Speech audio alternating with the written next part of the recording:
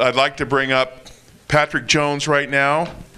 He owns a local gun store here and is very well versed on everything. Patrick brings to light and brings a view of somebody who not only understands the laws, but he's somebody who is in a business that probably is more regulated than anything else you can think of. And he is going to enlighten us on this stuff. So, ladies and gentlemen, Patrick Jones. All right, thank you, Terry. So I am Patrick Jones. I've worked in a gun shop over 40 years. I grew up in Jones's Fort off of Cypress Avenue, so over 40 years selling guns in California. And so I'm going to, in just a minute, I'll talk about some of the new rules, some of the existing laws, some of the issues with our new driver's licenses that you might already be experiencing. But before I talk about some of those laws, I want to talk about a small story. Sterling Finn, about 20 years ago, he called me up, and Sterling was the producer of the Reading Gun Show, which I'm now the producer of the Reading Gun Show. But Sterling called me up and he said, hey, there's this guy out front. His name is Sheriff Richard Mack, and he wants to sell his books out front, but we've heard he's radical, and we're not sure if we want to allow him to sell his books. And I said, well, I know he's pro-gun. He's took on the Brady bill, and I know he took on the Clintons. So I said I would let him. I don't know much about him. I said I too have heard he was a radical, but he is pro-gun, so I think you should let him sell his books. So he did, but I thought, I've never met the guy, so I should go down there and take a look. So I drove a mile over there. He was just wrapping up. I listened to him speak for 5 minutes, and what I found was this guy was not a radical, but he was a pure patriot. He took on the Clinton administration. He was a newly elected sheriff in his county in Arizona. He swore to uphold the Constitution of the United States, and he read the Brady bill from front to back. That's over 2,000 pages, and he knew it was unconstitutional, but he had now a problem because he swore an oath to uphold the Constitution, and he could not do that. He went to the NRA and asked them, we have to fight this. This is completely unconstitutional, and this needs to be changed. They agreed with him. However, they said, you're going to try to take on the Clinton administration and try to take this to the United States Supreme Court. The costs are astounding, and we just can't help every case like that, so you're on your own. So he sold his house. His wife was not very happy. Only 2 other sheriffs in the entire country joined him. Well, he fought all the way to the Supreme Court, and he won. And it proves to you what Mark Beard is doing, that one guy, against the odds, having to risk his life, liberty, and fortune to do what's right. And Sheriff Richard Mack did that. Now, the national media called him a radical, and so did I. But the reality was what we're hearing in the media is not only wrong, but it's completely wrong. And one guy took on the Brady bill. The Brady bill, I don't know if you remember that, but it had to do with all kinds of banning different guns and magazines, and it was to be overseen by the Hong Kong police. And no one seemed to care, except Richard Mack and 2 other sheriffs. But it shows what a dedicated person like Mark Beard can do, and that's why we're going to help him come January 12th. Now, I've been involved in hunter conservation. We do lots of banquets, but there's no more banquets that are more important than what we're trying to do here, and that is support your Second Amendment right and your right to open carry. And this Young versus Hawaii case is a huge opportunity for us. It wouldn't have been possible without Heller and the McDonald case, but because of those cases, now cases like Young will come forward. And if we do not act on them, then we will not secure our Second Amendment for ourselves and for the future. So we don't want to leave Mark hanging. We don't want to make Mark have to sell his house, because I know his wife would be very pissed. Very pissed.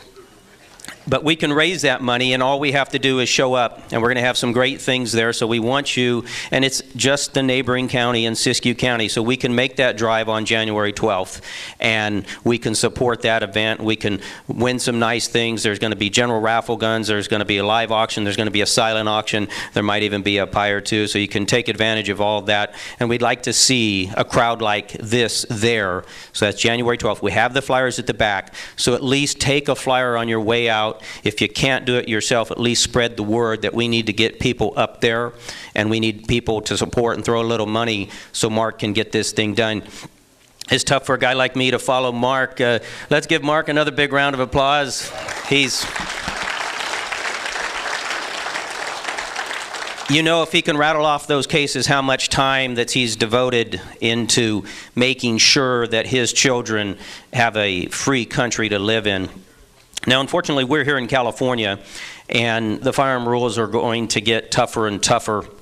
We've seen a lot of stuff happen in the last 10 years, and we're unfortunately going to have Gavin Newsom come January 7th, and that's not going to be a little deal. He has vowed to make this a gun-free state, and he's not kidding. He's got, if not a supermajority, he clearly has the Senate and the Assembly at his hands. He is working, as we speak right now, to come out in the first 100 days to do just that, a gun-free state, and he will hit you in every way possible. He is going to make it his life's mission to have this a gun-free state. Now, he has not said what exactly he's going to do, but there are many things.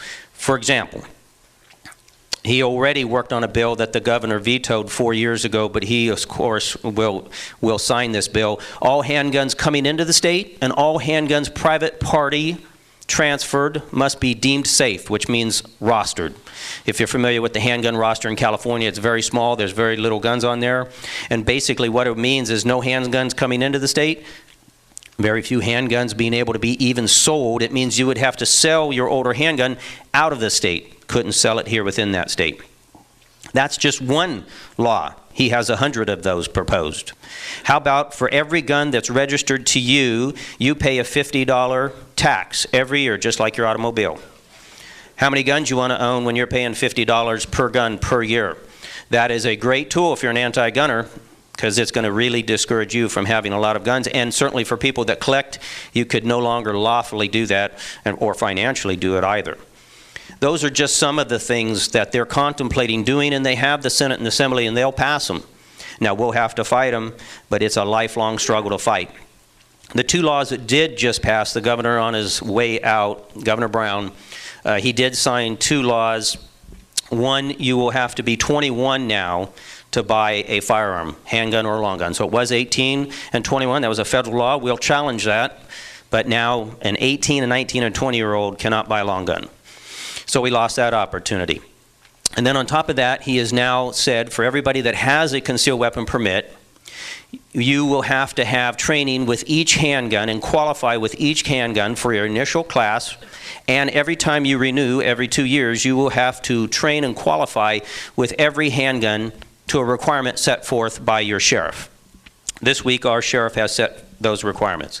So now, when you go renew, and also the sheriff has said you have to renew within 1 month of your permit expiring, no earlier. Your certificate for your class of completion of that also has to be within 1 month. These are the kinds of restrictions that we're now having to live with to make it harder on you, to make it more difficult, and to reduce the numbers of concealed weapon permit holders. The requirements now appears, and it also on his information sheet said calibers of .380 or larger. So if you have any 22s or 32s or a .327 federal on your permit, it appears that you will no longer be able to have those on your permit. And if you don't like any of these things, you should talk to your sheriff. The qualifications that the Sheriff Pazinko has set is that you will have to holster your gun, shoot 5 rounds, reholster your gun, another 5 rounds, reholster another 5 rounds, reholster another 5 rounds. For 20 rounds at 7 yards, you have to hit in the 9 ring 80% of the time at 7 yards. So it's not a huge distance, but you'll have to do that with each handgun that you have, or it will not be a gun that will be placed on your permit. If you cannot do that with any gun, your permit will be revoked. So that's what we have coming up in January 1st. If your permit is going to expire in December, you can take your renewal class now, and you can renew this month without having those requirements, at least for 2 more years. But these are the kinds of things that we're having to deal with today, and you can see it's only going to get tougher. The governor that signed this bill, his intent was to ultimately take the issuance of the permits away from the sheriff and make it a state-issued permit. And at that point, they can deny you for lack of cause, like we've seen elsewhere. And like Mr. George Young found out, he was denied for lack of cause because he wasn't smart enough or whatever the reasons that government wants to create. So we're getting closer and closer and closer to that. And that's why I think it's so important to stand up today, now, at least for open carry. And I encourage people, as that becomes a reality and as open carry becomes the law for all of us, to be able to do that. I know a lot of us, we've been carrying concealed. I carry concealed now. I use my ankle holster, and I've gotten pretty comfortable with that. But we'll need to get comfortable with carrying exposed. And if it makes someone else feel uncomfortable, too bad. And the more that we carry, the people that feel uncomfortable will leave. And that's a good thing.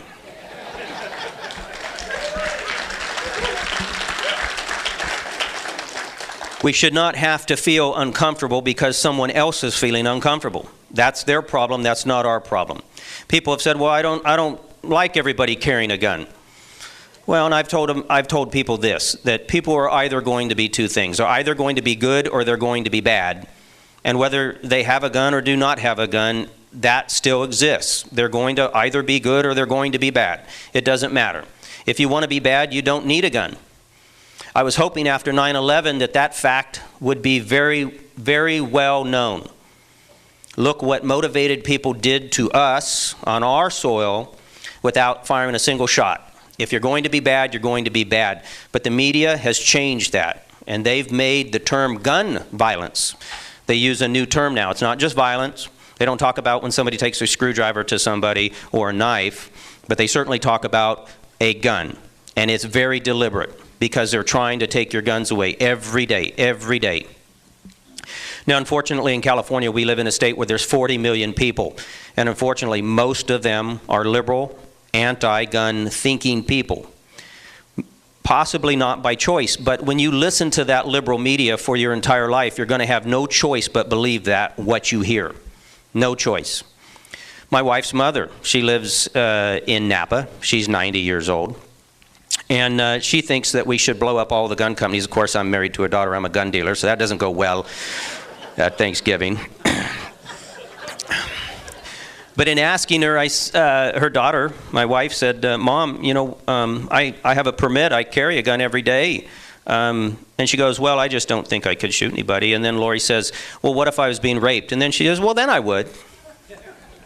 So there's no real logic. You can't have a good conversation with a person when they have such logic. You're not going to be able to change their minds. There's no way for me to change her mother's mind.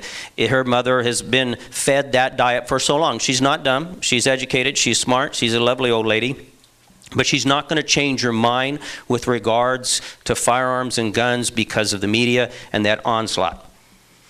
And it gets worse because they even scoff at the Constitution, and if we don't support the Constitution, then we have nothing. And she believes in a changing Constitution as well. And unfortunately, we have over 35 million of such in California, so we have a big problem here, and it's why we must split this state. There we go.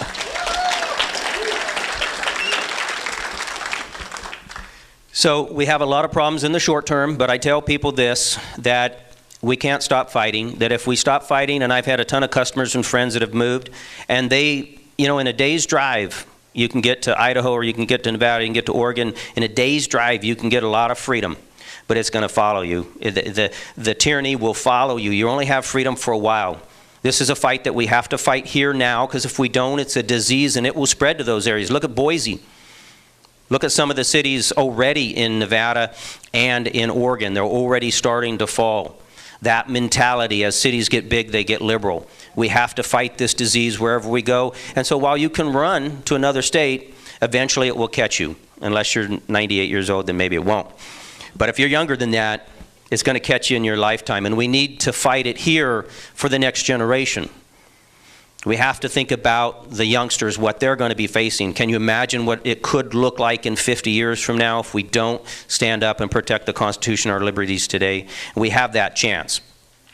So I appreciate you having me. I always hate following Mark Beard because he does such a great job, but we have a great opportunity come January 12th to help that become a reality. Let's get this suit going. Let's help him pay for that, and I'd like to see every one of you there. Thank you.